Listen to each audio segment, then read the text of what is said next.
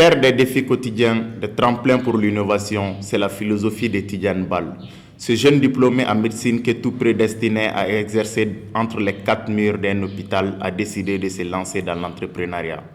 Passionné de nouvelles technologies, son diplôme en main, Tidiane Bal fonde en 2009 sa start-up Mali Santé, combinant ainsi passion et formation.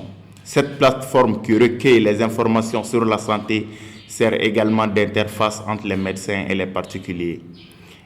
Elle est la concrétisation d'une idée qui a germé depuis des années estudiantines du jeune visionnaire. Mali Santé m'est venue à l'idée quand j'étais encore étudiant à la fac de médecine. Lors de mes stages dans les hôpitaux, je me rendais compte que les patients avaient du mal à localiser les différentes structures médicales, à avoir accès à un médecin ou à localiser une pharmacie. Donc je me suis dit qu'il était bon de rassembler tout ce beau monde-là sur une plateforme. C'est ce qui a donné Mali Santé en 2009. Mali Santé aujourd'hui est plus qu'un site web, c'est une petite entreprise. Les médecins qui sont sur le site payent de l'argent pour y figurer. Chaque année, on a des contrats annuels qu'on renouvelle avec ces médecins et ces structures médicales. Unique en son genre au Mali, Mali Santé ne cesse d'impressionner par son caractère innovant. Cette référence en matière de santé dans notre pays a remporté en 2015 le prix FIRE Fund of Internet Research and Education au Brésil. Une consécration qui sonne comme un challenge pour Tidiane Bal qui est loin d'être au bout de ses ambitions. Parce qu'il souhaite partager son expérience et aider d'autres jeunes dans le chemin escarpé de l'entrepreneuriat, il a fondé en 2015 Doni Lab, un espace de coworking où les jeunes se retrouvent pour échanger des idées, développer des projets, initier ou participer à des formations.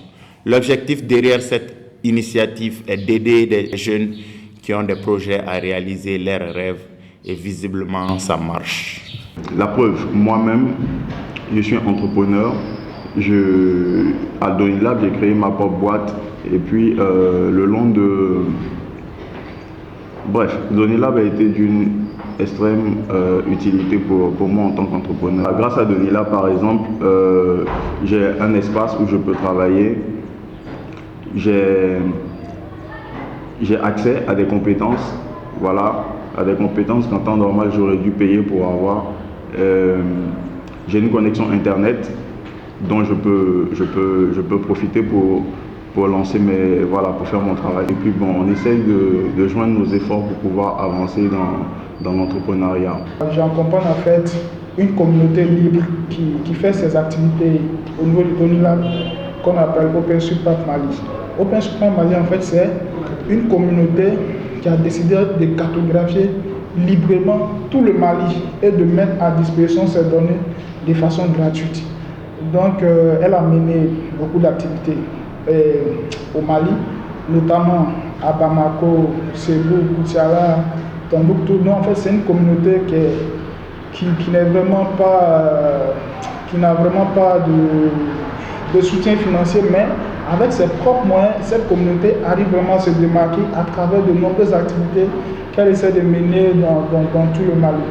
Sans aucune aide publique pour financer ces projets, Tidiane Bal ne doit le succès de ses startups que grâce à son optimisme et au modèle économique original qu'il leur a doté. Mali Santé a déjà un modèle économique est lancé. Le modèle économique, c'est l'abonnement dans l'annuaire des médecins, des structures médicales et aussi des contrats publicitaires qu'on a. Et quant à Doni Lab, le business model repose sur la contribution des membres. Tous ceux qui viennent créer leurs entreprises ou bénéficier de l'expertise des membres de Doni Lab payent de l'argent pour ça. Donc ça, c'est un premier moyen. Le second moyen, c'est à travers les activités qu'on organise, les formations par exemple. À chaque formation, on a des coûts. Donc ce sont ces coûts cumulés là qui nous permettent de subvenir à nos charges. C'est presque 3 ans qu'on est autonome, on parvient à assurer nos charges. Persévérant, le jeune entrepreneur a su frayer un chemin dans l'univers improbable de l'auto-emploi. Face aux multiples difficultés qui peuvent décourager les jeunes Maliens à concrétiser leurs projets entrepreneuriaux, Tidiane Bal n'a qu'un seul conseil. Je ne dirais pas que l'entrepreneuriat aujourd'hui est un effet de mode, mais on se dit pour être indépendant, il faut créer son propre job, il faut s'auto-employer. Je me dis c'est plus simple qui est allé déposer des CV de gauche à droite. Donc ce que je dis aux jeunes, c'est de voir plus loin que le Mali. En fait, c'est d'avoir des idées qui peuvent être répliquées dans d'autres pays, avoir un marché plus grand. Au Mali, on a surtout le problème d'accès à Internet, ce qui fait que les entrepreneurs TIC sont très limités. Donc quand on a une idée, voyons de telle sorte que ça aille au-delà du Mali. C'est possible aujourd'hui qu'un Malien fasse des affaires au Sénégal, en Côte d'Ivoire, au Burkina, en Afrique du Sud, ainsi de suite. Jeune inspirant, à coup sûr leader, la détermination de Tidiane Bal l'a porté jusqu'aux États-Unis en 2015 où il a participé au programme YALI.